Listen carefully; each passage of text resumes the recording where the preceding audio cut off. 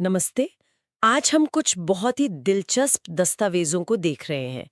इनमें एक तरफ तो एक प्राचीन शहर की लगभग रहस्यमयी इंजीनियरिंग का ब्यौरा है और दूसरी तरफ अच्छाई और बुराई की प्रकृति पर एक बहुत ही गहरा संवाद। बिल्कुल। और ये दोनों चीजें मतलब इंजीनियरिंग और दर्शन यहाँ आपस में जुड़ी हुई हैं। ये दस्तावेज हमें एक ऐसे मोड़ पर लाते हैं जहाँ एक बड़ा टकराव होना तय है। और ये टकराव सिर्फ सेनाओं का नहीं है। नहीं, बिल्कुल नहीं।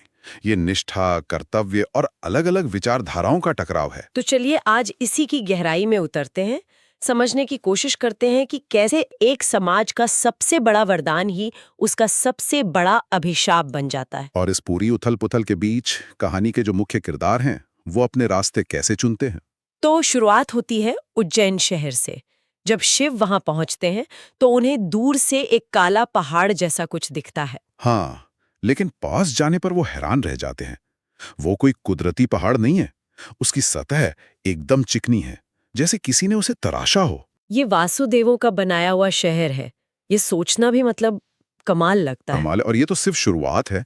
शहर का जो डिजाइन है वो अपने आप में एक कहानी है। कैसा है डिजाइन? शहर पूरी तरह से गोलाकार है, मतलब एक परफेक्ट सर्कल, और ये एक चौकोर खाई के अंदर बना हुआ है। एक स्क्वायर के अंदर सर्कल। और सबसे अजीब बात तो ये है कि शहर में घुसने के लिए कोई पुल नहीं है, कोई गेट नहीं दिखता। तो फिर अंदर कैसे जाते होंगे? एक गुप्त सुरंग से, जिसका दरवाजा जमीन के साथ ऐसे मिल जाता है कि उसे ढूंढना लगभग नामुमकिन है। ये सिर्फ सुरक्षा के लिए नहीं होगा, है ना? नहीं, ये एक संदेश है। वासुदेव दुनिया को ये दिखाना चाहते थे कि वो अलग हैं। वो दुनिया की भागदौड़ से दूर रहना चाहते हैं।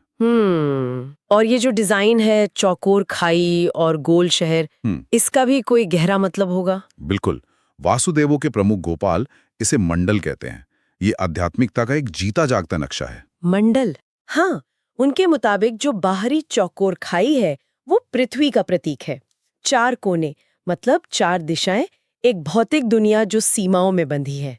और उसके अंदर का गोलाकार शहर, वो है परमात्मा, ब्रह्मांड की आत्मा। अच्छा, एक गोला जिसका न कोई आदि है न कोई अंत। वो अनंत है, पूर्ण है। मतलब उन्होंने अपने पूरे दर्शन को शहर के नक्शे में उतार दिया है। हाँ, कि भौतिक सीमाओं के भीतर ही अनंत की खोज की जा सकती है। कमाल है। और शहर के बिल्कुल बीच में विष्णु मंदिर है। दस्तावेजों में उसका जिक्र भी बड़ा दिलचस्प है। हाँ, वो कोई आम मंदिर जैसा नहीं है।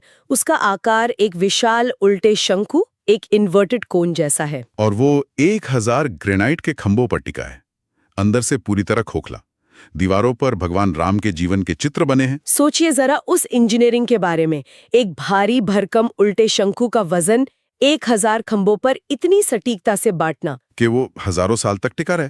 आज के आर्किटेक्ट्स के लिए भी ये एक चुनौती होगी। तो वो सिर्फ दार्शनिक नहीं थे। नहीं, वो उस युग के शायद सबसे बेहतरीन इंजीनियर भी थे। उनका ज्ञान सिर्फ किताबों तक नहीं था, वो उसे अपनी दुनिया में उतारना जानते थे। और उनका यही गहरा ज्ञान शिव और गोपाल के बीच हुई बातचीत में सामने आता है। शिव एक बहुत सीधा सा सवाल पूछते हैं, बुराई क्या है? ये सवाल जितना सीधा है उसका जवाब उतना ही गहरा है। गोपाल कोई लंबा चौड़ा भाषण नहीं देते। वो भगवद गीता के एक सिद्धांत का हवाला देते हैं। अति सर्वत्र वर्जयेत। हाँ, यानी किसी भी चीज की अधिकता बुरी है। ये तो हम सब ने सुना है, लेकिन गोपाल इसे एक अलग ही स्तर पर ले जाते हैं। बिल्कुल। वो कहते हैं कि ब्रह्मांड हमेशा संतुलन चाहता है, हार्मनी। जब कोई भी एक चीज, चाहे वो कितनी भी अच्छी क्यों ना हो, जरूरत से ज्यादा हो जाती है तो वो प्रकृति का संतुलन बिगाड़ देती है। हाँ, और उस संतुलन को वापस लाने के लिए ब्रह्मांड एक विपरीत शक्ति पैदा करता है जिसे हम बुराई कहते हैं। तो उनके हिसाब से बुराई अपने आप में कुछ नहीं है। नहीं, वो अच्छाई की अधिकता का नतीजा है। सबसे बड़ी अच्छाई ही सबसे बड़ी बुराई को जन्म देती है। ये तो सोचने का पूरा नजरिया ही बदल देता है। और वो इसका सीधा उदाहरण देते हैं सोम सोम का, एक चमत्कारी पेय जिसने मेलुहा के लोगों को लंबी, स्वस्थ और युवा जिंदगी दी। सदियों तक वो मेलुहा के लिए सबसे बड़ी अच्छाई थी, एक वरदान। लेकिन अब वही अति हो चुकी है। उस वरदान की अधिकता अब अभिशाप बन गई है। सोम सोम की वजह से नदियां जहरीली हो रही हैं। सरस्वती नदी तो मर ही चुकी है। और समाज में भी भयानक विकृतियां आ रही हैं। जो अच्छाई जीवन दे रही थी, अब वही जीवन छीन रही है। और यहीं पर गोपाल विष्णु और महादेव की संस्थाओं का असली मकसद समझाते हैं। ये सिर्फ देवता नहीं बल्कि दो अलग-अलग कर्तव्य हैं। हाँ, वो कहते हैं कि विष्णु का काम है समाज में एक नई अच्छाई लाना। और महादेव का काम? उनका काम शायद सबसे मुश्किल है। उन्हें उस पुरानी अच्छाई को खत्म करना होता है जो अब बुराई बन चुकी है। सोचिए कितना मुश्किल काम है। आपको लोगों से वो चीज छीननी है जिसे वो सबसे ज्यादा प्यार करते हैं, जिसे वो वरदान मानते हैं। और बदले में आप उन्हें कुछ दे भी नहीं रहे हैं। आप सिर्फ त्याग मांग रहे हैं। जाहिर है कोई आसानी से तैयार नहीं होगा। और इसीलिए ये टकराव होना तय है। लेकिन इस टकराव में सिर्फ दो पक्ष नहीं है, कई ऐसे किरदार हैं जो बीच में फंसे हुए हैं, जैसे सम्राट दक्ष। दक्ष का किरदार डर और महत्वाकांक्षा का एक सटीक मिश्रण है। वो एक पिता हैं जो अपनी बेटी सती को खो चुके हैं और उन्हें लगता है कि शिव उनकी बेटी की मौत के जिम्मेदार हैं। साथ ही वो एक सम्राट हैं जिन्हें अपनी सत्ता छिन जाने का डर है। सोम सोम मेलुहा की पहचान है। उसे खत्म करने का मतलब है पूरे समाज को बदलना। लेकिन दक्ष से भी ज्यादा जटिल किरदार है जनरल परश्वतेश्वर का। बिल्कुल। परश्वतेश्वर के बारे में सोचिए। वो शिव के सबसे बड़े भक्तों में से एक हैं। वो उन्हें भगवान मानते हैं। वो दिल से ये भी मानते हैं कि सोम सोम अब एक बुराई बन चुका है। हाँ, उनका दिल और दिमाग दोनों शिव के साथ हैं। तो फिर ये बहुत अजीब है ना, जब युद्ध का समय आता है तो वो मेलुहा की तरफ से यानी शिव के खिलाफ लड़ने का फैसला क्यों करते हैं? यही तो भारतीय दर्शन का सबसे गहरा द्वंद्व सामने आता है। इसे स्वधर्म कहते हैं। स्वधर्म? परश्वतेश्वर के लिए उनकी व्यक्तिगत आस्था से बड़ा उनका कर्तव्य है। उन्होंने मेलुहा की रक्षा की शपथ ली है। उनका स्वधर्म अपने देश की रक्षा करना है। तो वो मानते हैं कि उनकी आत्मा का उद्देश्य ही मेलुहा की रक्षा करना है। हाँ, भले ही इसके लिए उन्हें अपने ही भगवान के खिलाफ तलवार क्यों ना उठानी पड़े। ये एक बेहद दर्दनाक चुनाव है, लेकिन उनके नजरिए से यही धर्म है। तो एक तरफ कर्तव्य में बंधे परश्वतेश्वर है और दूसरी तरफ असली दुश्मन सामने आता है। और वो कोई सम्राट या सेनापति नहीं है, बल्कि एक सम्मानित ऋषि महर्षि भृगु। और यही बात उन्हें इस कहानी का सबसे खतरनाक किरदार बनाती है। दक्ष तो डर और बदले की भावना से काम कर रहे हैं, लेकिन भृगु, उन्हें पूरा यकीन है कि वो धर्म के रास्ते पर है। हाँ, वो पूरी ईमानदारी से मानते हैं कि सोम मानवता के लिए ईश्वर का वरदान है और उसे बचाना ही सबसे बड़ा पुण्य है। और शिव उनकी नजर में एक धोखेबाज है, हाँ, एक विदेशी जो उनकी पवित्र परंपरा को नष्ट करके बुराई फैलाना चाहता है। ठीक यही। जब आपका दुश्मन ये मानता हो कि वो सही है, कि वो अच्छाई के लिए लड़ रहा है, तो वो कभी नहीं रुकता। वो किसी भी हद तक जा सकता है, क्योंकि उसकी नजर में उसके सारे काम जायज हैं। वो खुद को नायक समझता है।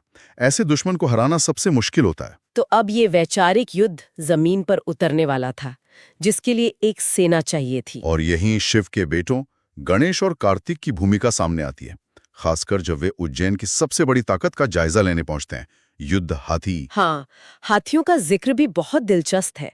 बताया गया है कि नर और मादा हाथियों को युद्ध के लिए अलग-अलग तरीके से तैयार किया जाता है। ये एक बहुत बारीक अवलोकन है। मादा हाथी स्वभाव से रक्षात्मक होती है। वो तब तक हमला नहीं करती जब तक उसे या उसके बच्चों को खतरा ना हो। लेकिन नर हाथी को आक्रामक होने और सिर्फ महावत के आदेश पर मारने के लिए ट्रेन किया जा सकता है। युद्ध के मैदान में आपको ऐसी ही आक्रामकता चाहिए। और यहाँ कार्तिक अपनी इंजीनियरिंग वाली सोच का इस्तेमाल करते हैं। वो एक नया हथियार डिजाइन करते हैं। हाथी पर लगा एक फ्लेम थ्रोअर, अग्नि प्रक्षेपक। ये तो एक गेम चेंजर है। बिल्कुल। अब हाथी सिर्फ कुचलने या डराने वाली ताकत नहीं रहा, वो एक चलता फिरता मोबाइल हथियार प्लेटफॉर्म बन गया है। कल्पना कीजिए युद्ध के मैदान में आग उगलते हुए हाथियों का नजारा। ये दुश्मन के मन में कितना खौफ पैदा कर सकता है। तो अब हथियार तैयार हैं, फिर बात होती है मुख्य रणनीति पर। दुश्मन की सबसे बड़ी ताकत क्या है? उनकी ताकत दो चीजों के संगम में है। एक मेलुहा की अवांस तकनीक और दो अयोध्या की विशाल और अनुशासित सेना। अगर ये दोनों ताकतें मिल गईं, तो उन्हें हराना लगभग नामुमकिन होगा। तो योजना बनती है कि इन दोनों को मिलने ही न दिया जाए। Divide and conquer. कार्तिक बताते हैं कि अयोध्या की विशाल सेना को मेलुहा तक पहुंचने के लिए नदियों का रास्ता लेना होगा। जमीन से ये बहुत मुश्किल होगा। तो योजना है कि नदी के रास्ते को ही ब्लॉक कर दिया जाए। हाँ, मगध के पास जहां सरयू और गंगा मिलती हैं, वहीं पर एक अस्थायी लेकिन मजबूत बांध बनाकर। इससे अयोध्या की सेना वहीं फंस जाएगी और मेलुहा तक पहुंच ही नहीं पाएगी। ये दुश्मन को उसकी सबसे बड़ी ताकत से काटने की एक क्लासिक सैन्य रणनीति है। तो अब सब कुछ तैयार है। शहर, दर्शन, किरदार, हथियार, रणनीति, सब अपनी अपनी जगह पर है। लेकिन अंत में जब शिव और गोपाल उज्जैन से निकल रहे होते हैं तो शिव एक बहुत ही गहरा सवाल पूछते हैं। वो इस पूरी जद्दोजहद पर ही सवाल उठा देते हैं। वो कहते हैं कि अगर हर यात्रा वहीं खत्म होती है जहां से शुरू हुई थी, जैसे सोम की यात्रा, वो अच्छाई से शुरू हुआ और अब बुराई बनकर खत्म हो रहा है, अगर अंत में सब कुछ वापस वहीं आ जाता है, तो फिर इतनी मेहनत करने का, इतना संघर्ष करने का फायदा ही क्या है? ये एक ऐसा सवाल है जो शायद हम सब कभी ना कभी खुद से पूछते हैं। और गोपाल इसका जवाब एक बहुत ही खूबसूरत उदाहरण से देते हैं। वो पानी के चक्र का उदाहरण देते हैं। समुद्र से पानी भाप बनकर उठता है, बादल बनता है, फिर बारिश के रूप में बरसता है, और फिर नदियों के जरिए वापस समुद्र में ही चला जाता है। यात्रा वहीं खत्म होती है जहां से शुरू हुई थी।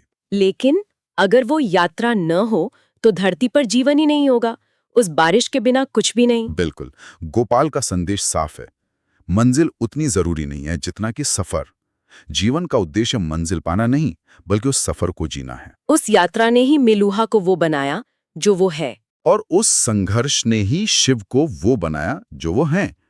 तो यहां हमारे सुनने वालों के लिए सोचने की एक बात यह है, क्या हमारे जीवन के बड़े संघर्षों का उद्देश्य हमेशा कुछ जीतना या कहीं पहुंचना ही होता है? या फिर उस संघर्ष की प्रक्रिया, वो यात्रा ही हमारे और हमारे आसपास के लोगों के जीवन को असल मायने देती है? भले ही अंत में हम वहीं लौट आएं जहां से हमने शुरू किया था, शायद जीवन का असली अर्थ मंजिल में नहीं, बल्कि उस यात्रा के हर एक कदम में ही छिपा है।